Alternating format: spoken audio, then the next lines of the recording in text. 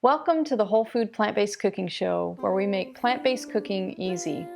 Today, I'm going to show you how to make a chocolate turtle cake that is just going to blow your mind. Cause it's the all-free whole food plant-based cooking show. Alright, so we are going to start with the dry ingredients. And I have 2 cups of oat flour here.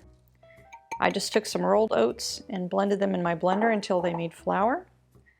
I have 1 cup of almond meal or almond flour. This happens to be almond flour. And a great tip with this, almond flour tends to get a little bit pricey, but if you buy it at Trader Joe's, it's really affordable. And I've already tried substituting, just doing this all with oat flour, and the cake just tends to be really dry. But if you do have a nut allergy, you can try some other type of flour or just do all of it with the oat flour. You might have to just add a teeny bit more liquid because the cake just tends to be really dry. Okay, so we've got our oat flour, almond flour, 1 cup of cocoa powder. Then we have 1 teaspoon of baking soda, 1½ teaspoons of baking powder, and then I have 1½ teaspoons of vanilla powder, but you can just use vanilla extract. That works fine too. I just happen to really like the flavor of this vanilla powder. So we're just going to lightly mix this together.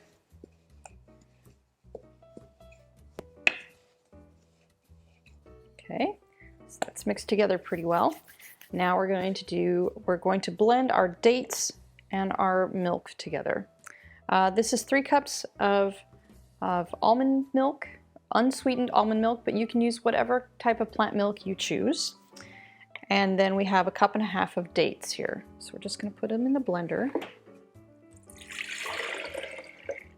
And I already have my oven preheated to 350.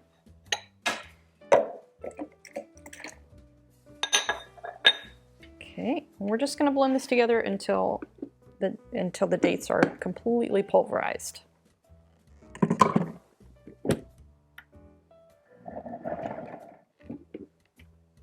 Okay, that looks great. If you can see, no more date chunks in there. Okay, and I already have my 2 cake tins here, and I believe these are both 9-inch cake pans, and I put a piece of parchment paper in the bottom of each so that it doesn't stick. Or you can just lightly oil it with coconut oil or something like that. I just like to use parchment. And we're just going to pour the liquid and the dry ingredients together.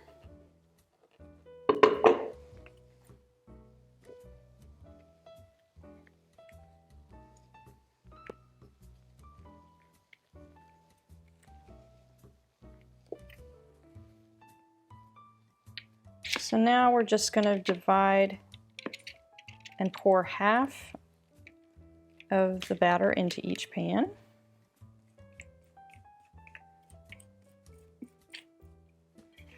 And we're just going to, smooth it around a bit.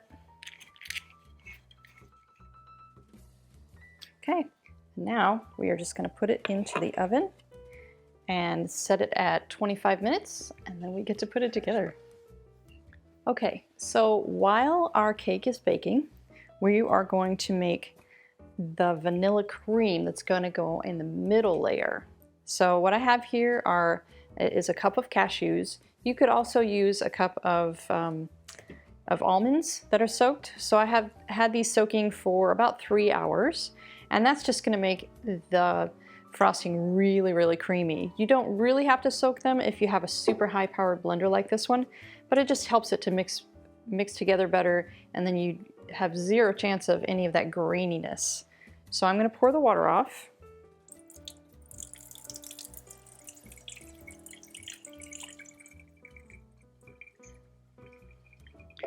We're just going to get all this stuff in the blender. And then I have 1/2 cup of dates and a teaspoon of vanilla. And 1 cup of water. And I'm going to start with 3/4 cup and just see how we go, because I like to have it really nice and thick, but we may still end up adding the rest of that water.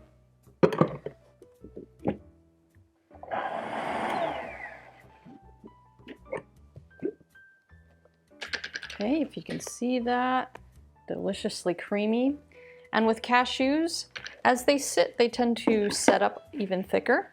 So I'm gonna let this just sit for a while our cake is baking. But also while your oven is on, I have here, I spread out about a half a cup or so of pecans. They don't need to be whole pecans, they can just be the pieces of pecans. And I just lightly roasted them. I just stuck them in there for about 5 minutes. You just have to watch them carefully so they don't burn, because that's gonna go on the top of the cake. Okay guys, the cakes are out. I took them out of the oven and I let them cool in the pan for about 5 to 10 minutes. And then I flipped them out and I let them cool for another 10 minutes on the rack. So I just put this one up here on our plate. I put it upside down so the flat side that was touching the pan is on this side. We're going to mix our caramel sauce. It's going to go on the top. So we've got a cup of dates and a teaspoon of vanilla and 1 cup of water. We're just going to blend this until it's really smooth and caramely.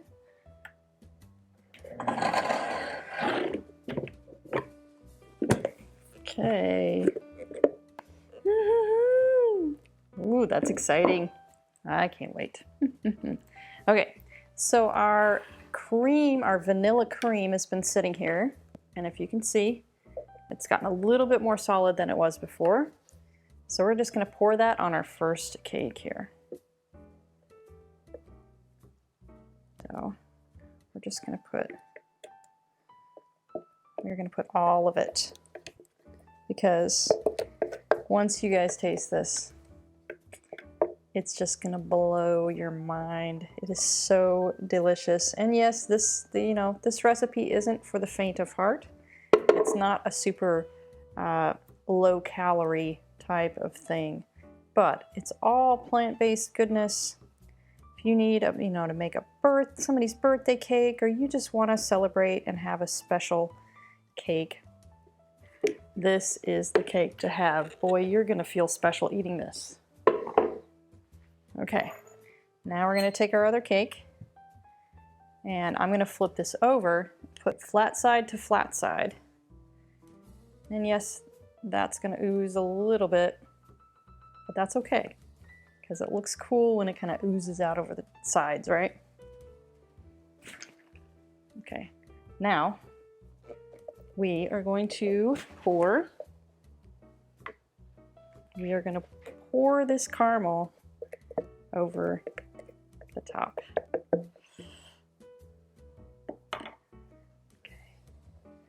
And you start in the center, and then I just kind of start curling out a little bit.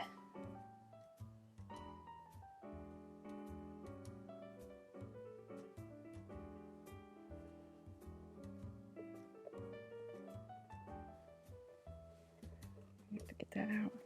I want to scrape all of that goodness out of this blender. Okay, and now that it's piled up on the top, we're just going to lightly, with our knife, just kind of gently nudge it to the edges. And when you get to an edge, you can kind of just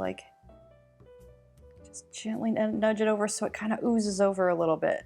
Because you want that dramatic effect, right? Like it's just oozing caramel over the edge.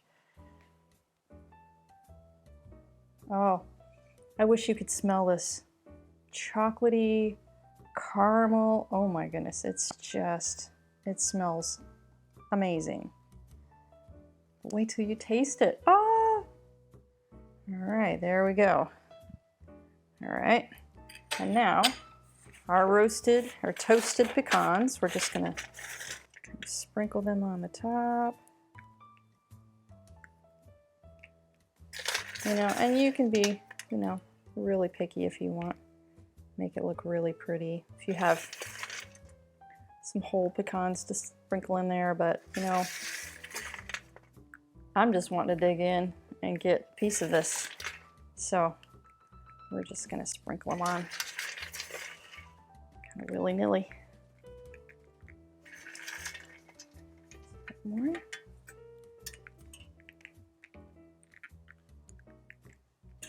Okay, now we get to taste it.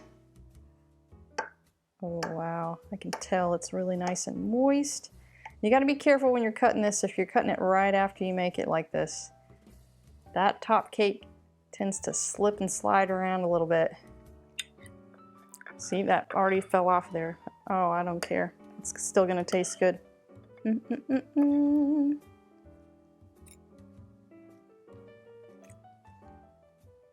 Wow. Oh, you guys are gonna love this one so much. I can't wait for you to try it. Please try this one. The full recipe will be in the details and link below. And I'll see you next time.